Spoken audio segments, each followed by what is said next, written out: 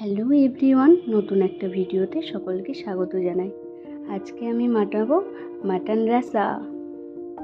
তো এখানে আমি নিয়ে নিয়েছি আদা কুচি, পেঁয়াজ কুচি, কুচনো ধনে পাতা আর রসুন, আর একটা টমেটো যেটাকে আমি সেদ্ধ করে নিয়েছি। এই টমেটোটার আমি পুরো পেস্ট বানিয়ে এর মধ্যে দেবো। আর সব কিছু আজকে আমি পেস্ট করব হেমুলদিস্তায়। প্রথমে আমি খুব খানিকটা ধনে পাতা আর আদা নিয়ে একসঙ্গে সেগুলোকে ভালোভাবে স্ম্যাশ করে নিলাম। একদম নিখুঁতভাবে না, একটু একটু গুঁড়ি গুঁড়ি আছে। এরপরে আমি স্ম্যাশ করে নেব রসুনটাও জাস্ট আমি থেতো করে নেব। হয়ে গেছে, এটাকেও আমি তুলে রেখে দেবো। এর মধ্যে আমি এবার নিয়ে নেব বেশ খানিকটা পেঁয়াজটাকেও সেমভাবেই আমি ভালো করে এখানে থেতো করে নেব।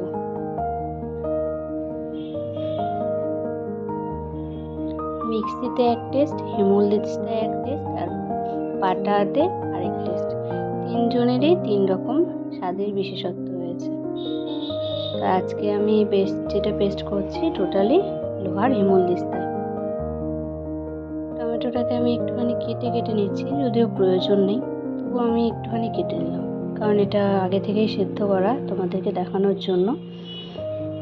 এটাকে ইজিলি পেস্ট করে নেব। টমেটো পেস্ট হয়ে গেছে, আমি এবার এটাকে উঠিয়ে রেখে দেবো। চলো এবার মেন উপকরণে যাওয়া যাক, মেন কাজে যাওয়া যাক। সেটা হলো আমাদের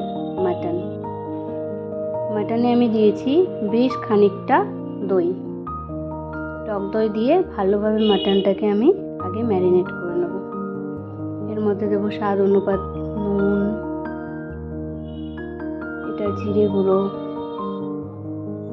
এরপরে দেবো ধনে গুঁড়ো, এরপরে এর মধ্যে দেবো, এটা হচ্ছে মাটন মশলা।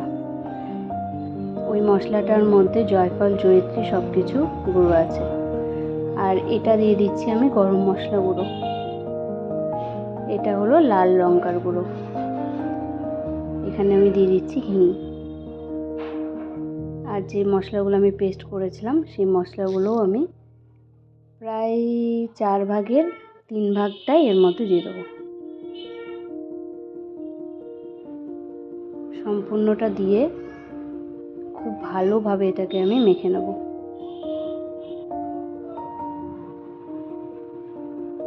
মাংসটাকে যত সুন্দর করে ম্যারিনেট করে রাখা যাবে, এর ফ্লেভারগুলো ততই মাংসের মধ্যে চলে যাবে।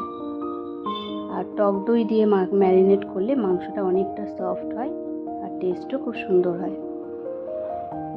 এর মধ্যে আমি দিয়ে দেবো একটুখানি হলুদ।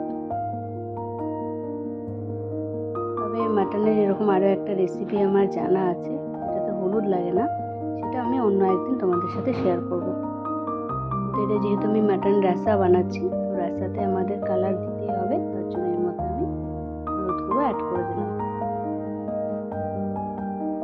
তোমরা যখন বাড়িতে এটাকে বানাবে, দেখবে যে এই মুহূর্তে যে এত সুন্দর একটা ফ্লেভার, এত সুন্দর একটা ঘ্রাণ বেরোয়, সেটাতে তোমাদের পরিশ্রমের অর্ধেক ক্লান্তি দূরে চলে যাবে, যে না, বেশ ভালো কিছুই হচ্ছে।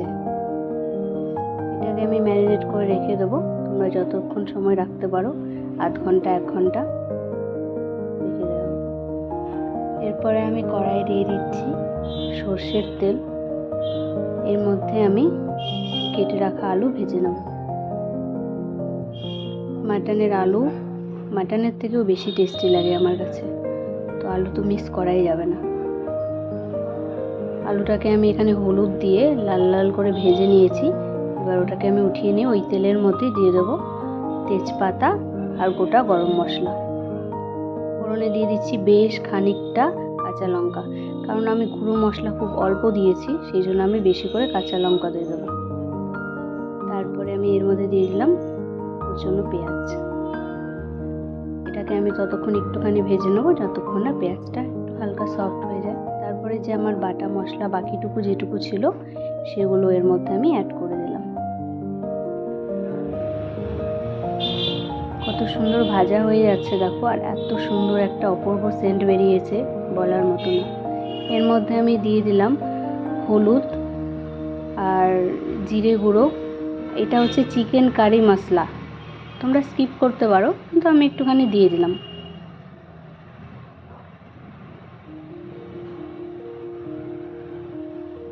এত সুন্দর একটা এই মুহূর্তে সেন্ট বাড়ায় যে তুমি নিজের ফিদা হয়ে যাবে যে এত সুন্দর আমি কি করে রান্না করতে পারি, যেটা আমার ক্ষেত্রে হয়। আগে নুন দিয়েছিলাম, তবে এক্ষেত্রে মশলার অনুপাতে আরও একটু নুন দিয়ে দেবো।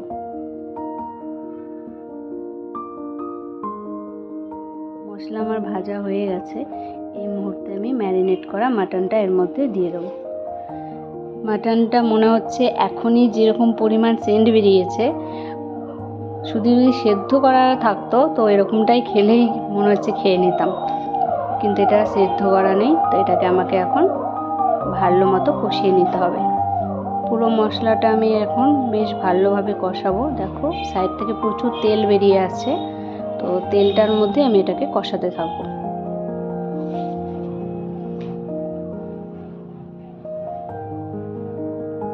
অপূর্ব সুন্দর একটা সেন্ট বেরিয়েছে, পুরো রান্নাঘর আমার মোমো করছে।